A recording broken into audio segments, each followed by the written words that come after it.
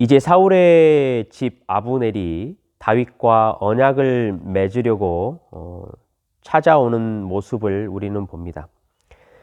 원래 이 아브넬은 사울의 집안인 이스보셋을 왕으로 세웠고 이제 거기에서 그 나라의 왕권이 다시 회복될 기미가 보이지 않았죠. 그래서 이 아브넬은 가망성이 없는 사울의 나라를 버리고 다윗의 나라로 들어가기로 합니다. 근데 우리가 짐작해서 알듯이 진정성이 있는 것은 아니었습니다.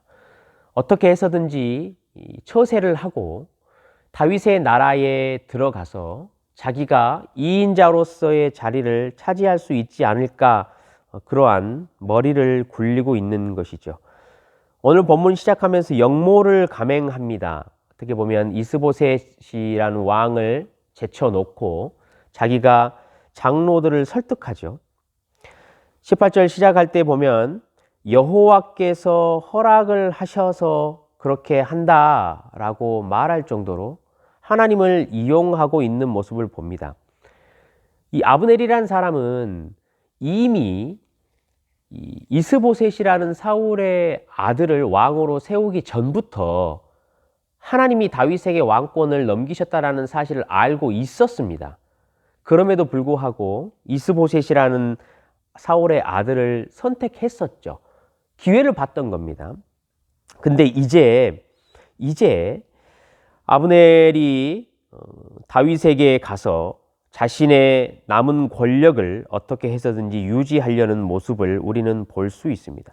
그런데 오늘 이제 본문에 예기치 않은 일이 벌어집니다. 요압이라는 사람이 갑자기 등장을 하죠. 하나님께서는 오늘 이제 20절, 21절 내용에도 보시면 아시겠지만 아브넬의 욕망과 아브넬의 악함을 사용하셔서 왕권을 다윗에게 넘겨주는 모습을 비추어 줍니다. 가롯 유다가 자신의 악함과 죄악됨을 펼쳐냈지만 하나님은 그것을 통해서라도 예수 그리스도의 십자가를 지게 하시고 예수님의 그 나라가 이 땅 가운데 임하게 하는 모습을 보였던 것처럼 아브넬을 하나님이 악한 모양대로 사용하신 것을 볼 수 있습니다. 요압이 등장했습니다.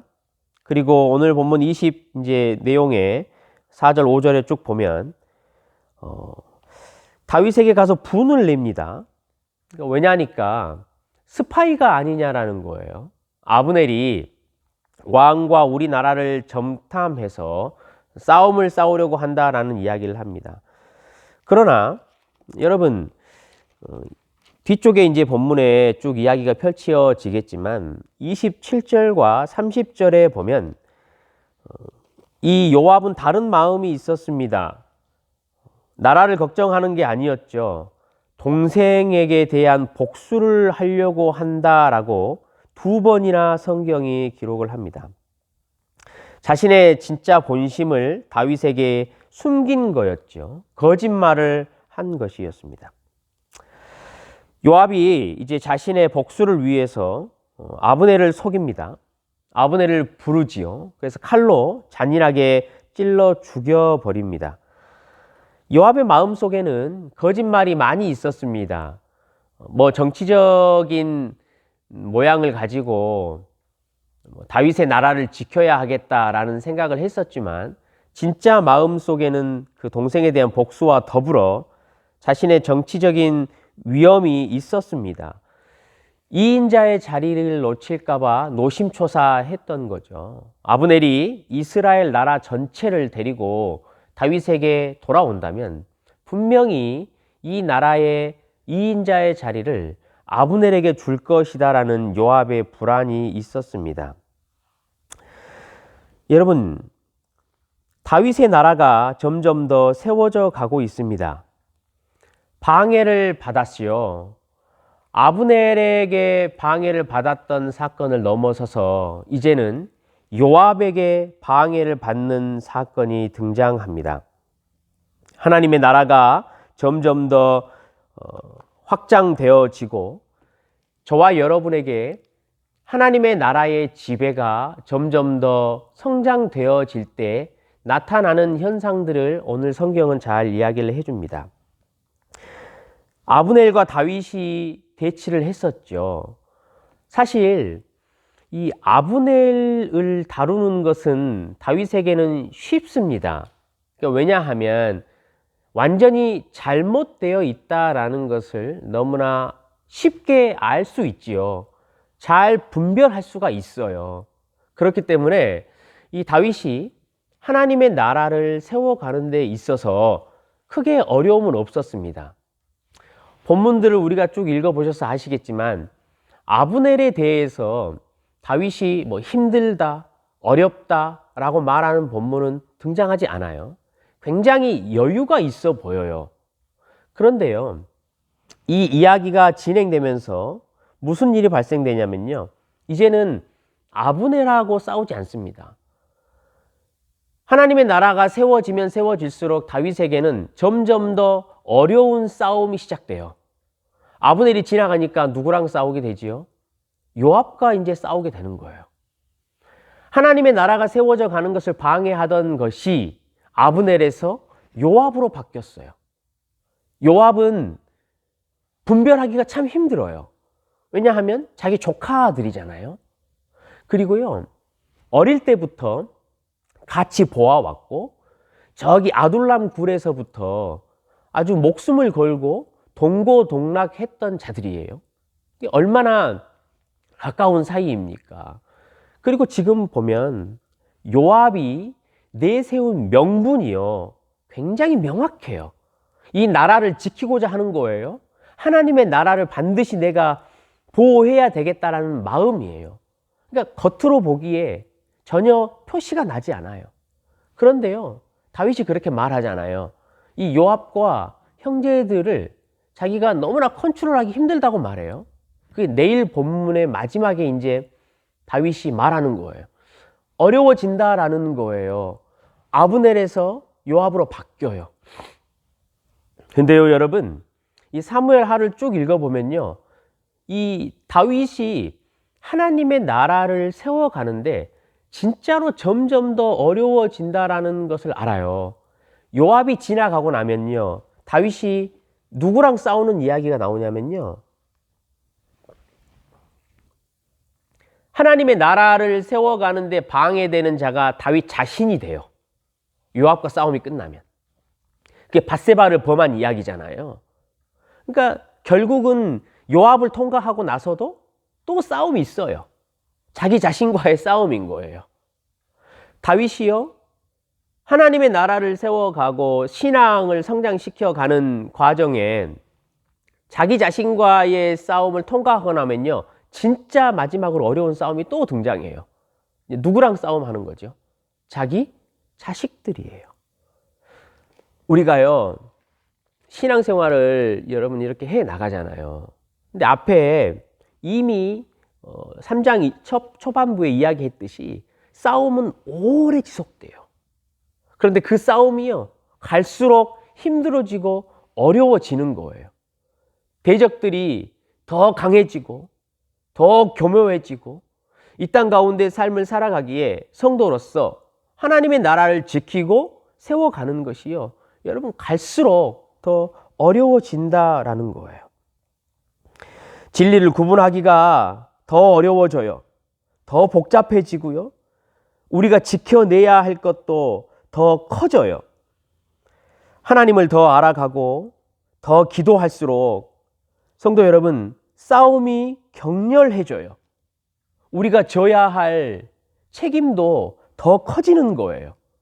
그만큼 성도로서 맛보아야 할 좌절도 더 커져요. 더 민감해져요. 하나님께서 왜 그렇게 일을 진행시키시냐? 은혜를 우리에게 많이 주셔가지고요, 그만큼 우리에게 하나님의 나라에 대한 책임을 맡기고 싶으신 거예요. 그 영적인 싸움이 힘들어지고 더 복잡해질수록 하나님이 저와 여러분을 더 신뢰한다라는 것을 우리는 기억해야 한다라는 거죠. 우리의 지경을 여러분 넓히시는 거예요. 언제까지 신앙을 시작해서 우유만 먹는 자가 아니고 딱딱한 고기를 먹고 이제는 잘 분별하고 지각을 사용하여서 하나님의 나라의 일들을 해 나갈 수 있도록 우리를 기둥으로 만드시는 거예요. 진짜로 지경을 넓혀 가시는 거죠. 이스라엘 백성들을 여러분 한번 살펴보세요. 광야를 걸어가잖아요. 출애굽하고 나서 광야가 반드시 필요했어요. 왜냐하면 훈련을 해야 하잖아요. 애굽에서 노예의 신분으로 그 삶이 몸에 쪄들어 있었어요. 그것을 벗겨내셔야 해요. 만나를 먹이신 거예요. 하나님이 그냥 우유를 먹이듯이 입에다가 떠 넣어 주셨어요. 그런데요, 이 만나가 언제 멈춰지는지를 한번 생각해 보세요. 만나가 멈춰지는 것은요, 요단강을 지나고 하나님이 약속하셨던 그 가나안 땅에 들어갔을 때 만나가 멈춰졌어요. 왜겠어요? 그래서 그렇게 표현하지요. 땅에서 나는 곡식을 먹으라는 거예요. 그럼 단순히 땅에서 나는 곡식을 먹는다, 오케이, 그럴 수 있지라고 쉽게 생각하겠지만, 여러분 잘 생각해 보면요, 땅에서 나는 곡식과 음식을 먹는 것이 쉽지 않아요. 왜겠어요? 하나님이 이스라엘 백성에게요, 음식에 대한 율법과 규례를 철저하게 주셨어요. 무엇은 먹어라, 무엇은 먹지 마라, 어떻게 부정하고 만지지 마, 이런 거 주셨잖아요.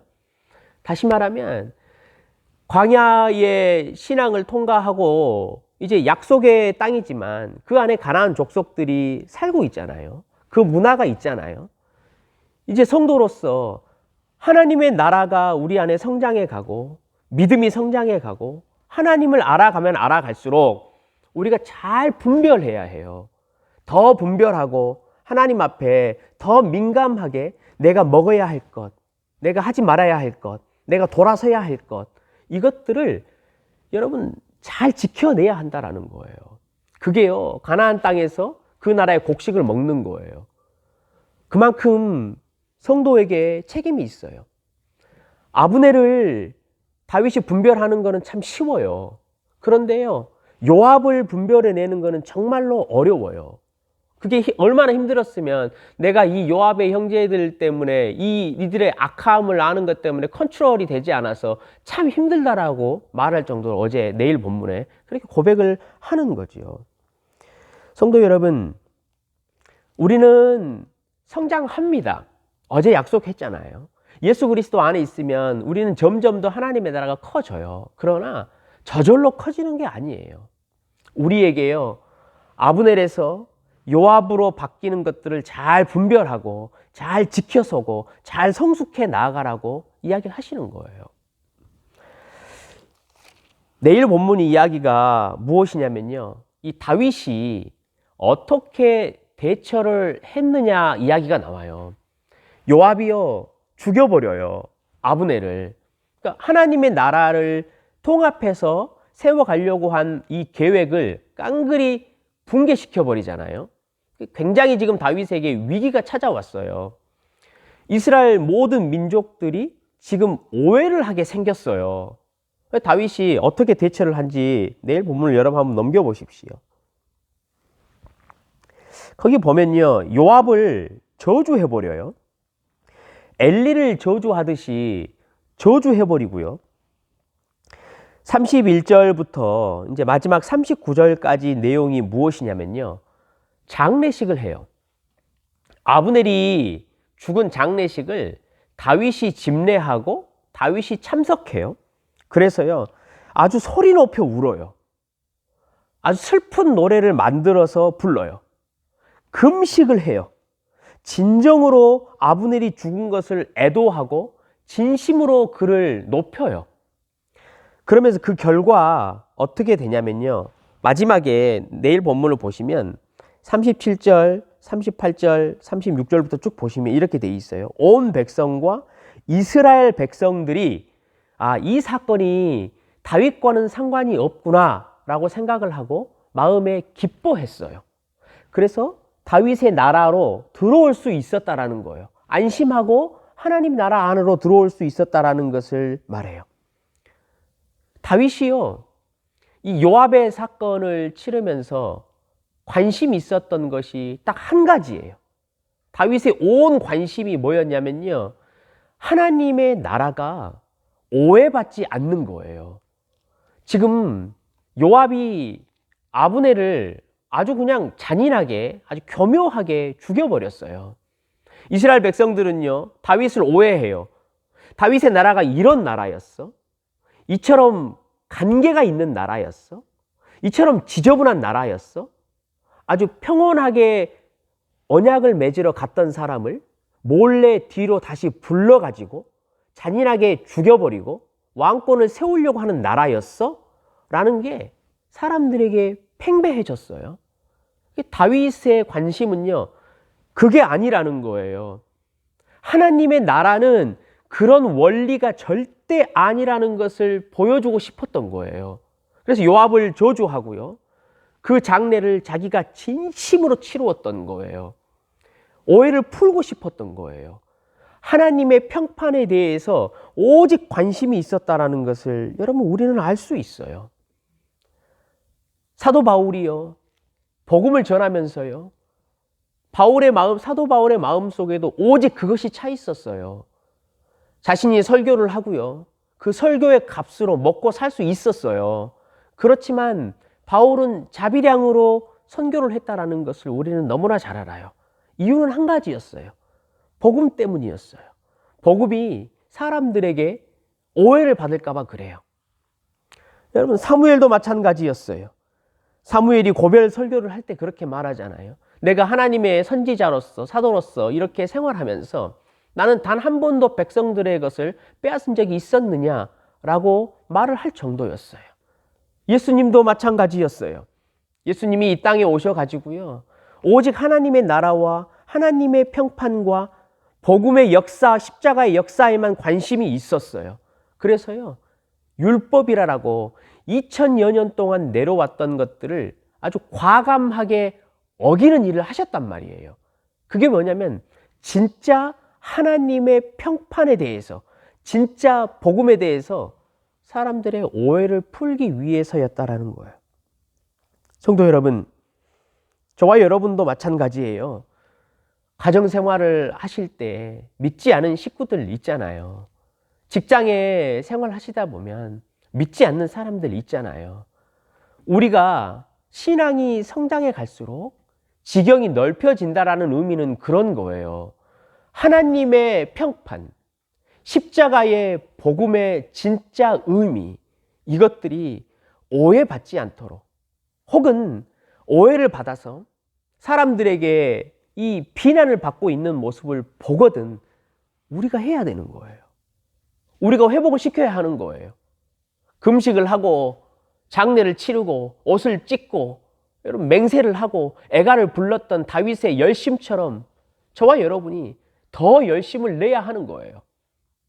신앙이 미숙한 자들이, 이 요압과 같은 자들이 하나님의 나라에 신경을 쓰지 않는 거죠.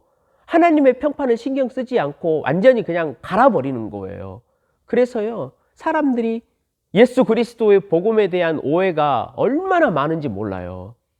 성숙한 저와 여러분이요, 그렇다면 나서야 하는 거예요. 사도 바울이 다시 해산하는 수고를 겪는다고 말했거든요. 아이를 다시 낳으려면 10개월을 더 배에다 품어야 하는 거죠. 그래서 저는 그것을 이렇게 이해했어요. 손상받은 하나님의 명예, 성숙하지 못한 사람들로 말미암아 실추된 하나님의 나라의 평판, 이것을 회복시키려면 성숙한 성도들의 10배의 수고가 필요하다라는 거예요. 그래야 그들에게 하나님의 나라에 대한 오해를 풀어줄 수 있어요. 성도 여러분, 여러분 한번 고민해 보십시오. 내 주님입니다. 그렇죠? 나를 구원하셨던 분이에요. 내 아버지예요. 아무도 나를 위로해 주지 않을 때요, 내 눈물을 닦아주셨던 분이에요. 아무도 나의 죄악과 나의 마지막 심판에 대해서 관심을 갖지 않았어요. 사실 천사들도 그 관심 없었어요. 천사들도 복음에 대해서 몰랐기 때문에. 그러나 우리 예수님은 달랐어요. 우리가 얼마나 처참한 상태에 있는지, 죄의 상태에 있는지 우리 주님은 너무나 잘 알았어요.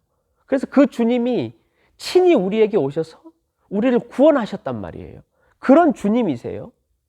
그러면 여러분, 내 구원자의 평판이 손상되는 것을 지켜볼 수 있겠습니까?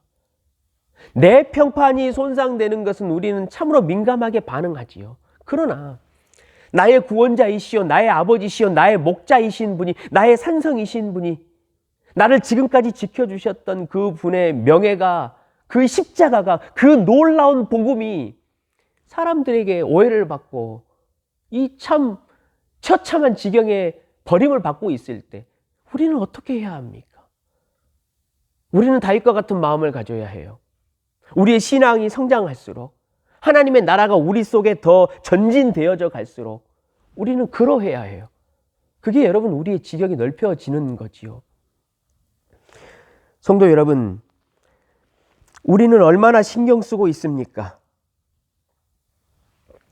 성도로서 오늘 하루를 살아갈 때 여러분 직장에서, 여러분 가정에서 하나님의 평판과 십자가의 복음의 평판에 대해서 우리는 얼마나 고민하고 살아갑니까? 어제 한 집사님을 뵀어요. 잠시 이제 좀 이야기를 나누었는데 그분이 저기 사스카츄원이라는 데에서 비즈니스를 하고 계셔요. 힘들게 일을 하시지요. 그런 이야기를 해요. 당신이 책을 한 권 읽었대요. 나는 왜 너가 아니고 나인가? 라는 책이에요. 그 책이 뭐냐면 시애틀 추장이 이제 쓴 책이거든요. 그러니까 연설문이에요. 우리 밑에 시애틀 있잖아요. 시애틀이 지역 이름이 아니고 인디언, 그 지역에 살는 인디언 추장 이름이에요. 그러니까 동상도 있잖아요. 이 시애틀이라는 추장이 썼던 연설문이에요. 그러니까 인디언들을 쫓아내고 미국 대통령이 와가지고 너희들 땅 빨리 팔고 어느 지경으로 가고 여기서는 우리가 살게 했던 그런 이야기를 할 때, 협상을 할 때 이 시애틀이라는 추장이 이제 우리는 그렇게 할 수 없다. 이 땅은 우리 땅이고 이 땅에서 태어났고 이 땅이 곧 나다. 뭐 이런 이제 이야기를 하는 거죠. 근데 그 집사님께서 무슨 말씀을 하냐면 본인이 일하고 계시는 지역이 섹타가 딱 정해졌대요. 원래 인디언들의 땅이었는데 그 땅에서 인디언들 다 바깥으로 쫓아내 가지고요. 차로 한 10분 정도만 가면 주변에 다 인디언 분들이 엄청 많대요. 근데 그 일하시는 곳에는 백인들만 위주로 이렇게 부자들만 사는 거예요.